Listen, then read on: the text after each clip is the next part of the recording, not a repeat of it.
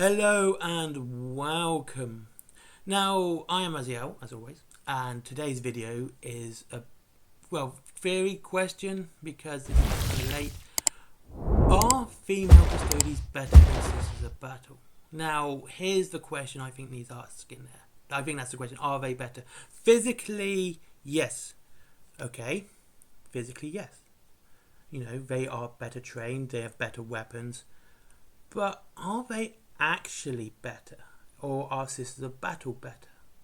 Now, this is a completely subjective opinion, okay? Don't get me wrong. But, in my opinion, sisters of battle are better. Why? Well, for a start, they are just human. They have all the flaws that, make them human. They get scared. They are weak. They are no near as strong as custodes.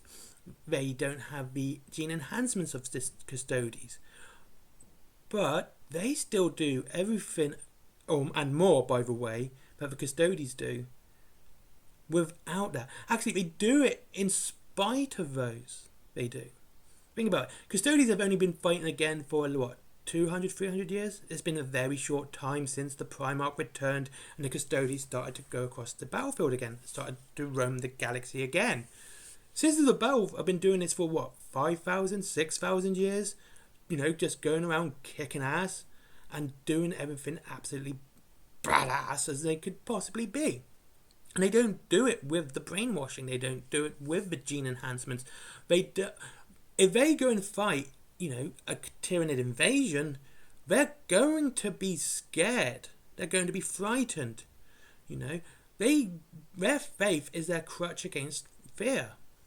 And that's the thing. A Custodes will fight a Tyranid and not be scared. They won't be afraid of that massive swarm lord bearing down on them. They don't know fear. Like the Space Marines don't know fear. However, a sister of battle getting bared down on by a massive swarm lord is going to crap her pants. She's going to be absolutely terrified at this huge monster coming out. But unlike the other two who will fight him anyway, that's not bravery. That's not courage. That's nothing. How can it be courage if you're not afraid in the first place? However, the sister of battle taking on that swarm lord, that's courage. That's bravery because they are afraid. They're going to be terrified of that massive creature coming at them. But instead of running for their life, they're going to fight that thing in spite of their fear. And that's what makes Sisters of Battle so great. And this is why I say they are better. And this is why I'm really against any paradigm as female at all, which are not Sisters of Battle. Because as soon as you give them the gene enhancements, as soon as you give them the gene seed, the extra organs, the Laraman's ear, all of that stuff, they just become Space Marines. Or in the case of Custodes, they just become Custodes. They won't have any emotion or fear of what they're going to face. They're not going to have worries. And here's the thing, right? What not many people know is Sisters of Battle are not celibate. They do not take a vow of celibacy. They never do. And that's the thing. Some of these will want to have kids. Some of them may even have kids and families. They're fighting for the Emperor with a family at home. So not only they're fearing for their own life, they're fearing for their family's life. And being short-lived as well, in context here, with, the Space Marine or Custodes, they know their life's going to end. And they probably don't want it to end at the end of a Swarm Lord's bone sword.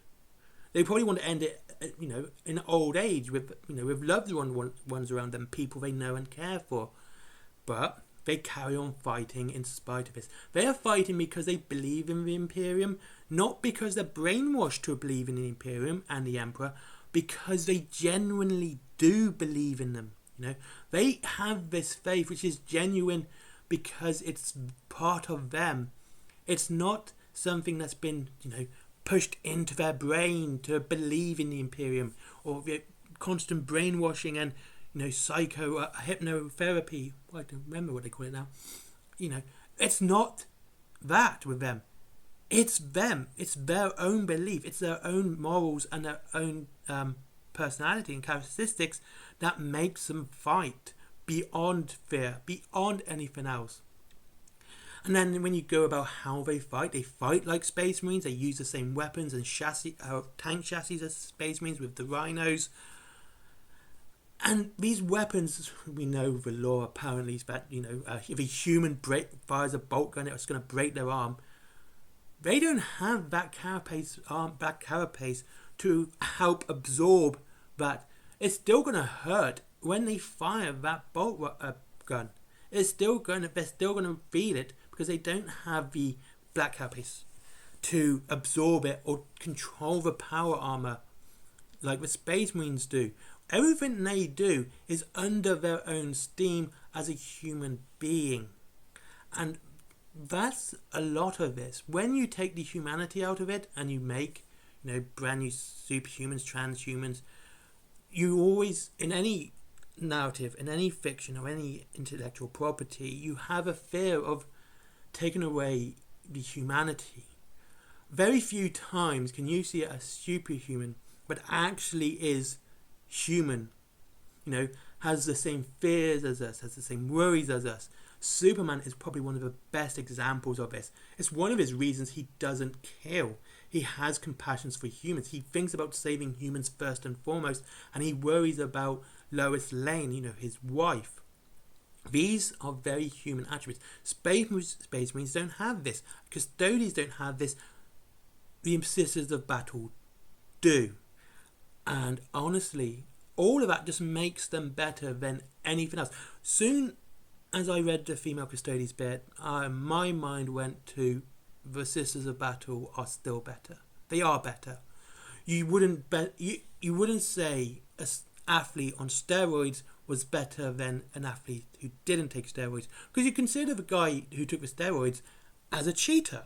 It's the same thing here. If you have a female who is in power armor, is just a basic human, has to do everything that me or you do within our strength limits, and then you have another woman in power armor who is gene enhanced, has special armor that is stronger because of external sources, you're going to say that the one who is just a normal person is the better person because she's doing the same thing as the ones who are super, are enhanced, have the implants and the augmentations and everything else, because they are just human, and we can relate to that. We don't have those things, but that's just my theory. Sisters of Battle will always be better than Custodes or Space Marines. I love Space Marines, I love Custodes, but I still reckon Sisters of Battle will always be the better ones because they are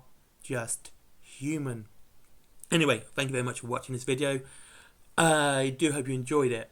It's just my theory. I wanted to talk about Sisters of Battle and this sort of thing, and I wanted to make sure what I spoke about was more canon and not just theory. And now with new female Custodes, I can talk about it within canon. And yes, I do have a video coming up about the female Custodes on Monday, so watch out for that one. But thank you very much for watching. Again, if you wish to save money on your Warhammer, go to Wayland Games down below. If you wish to save 20% on your Warhammer and free delivery after £20, there's Forbidden Planet with comics, DVDs, mangas, toys, plushies, all that cool stuff as well. If you want to support me personally, there's my merchandise down below, cups, t-shirts, and even my comics. And don't forget Skyforge as well. He's a good friend of mine. Click on the link. Bye-bye.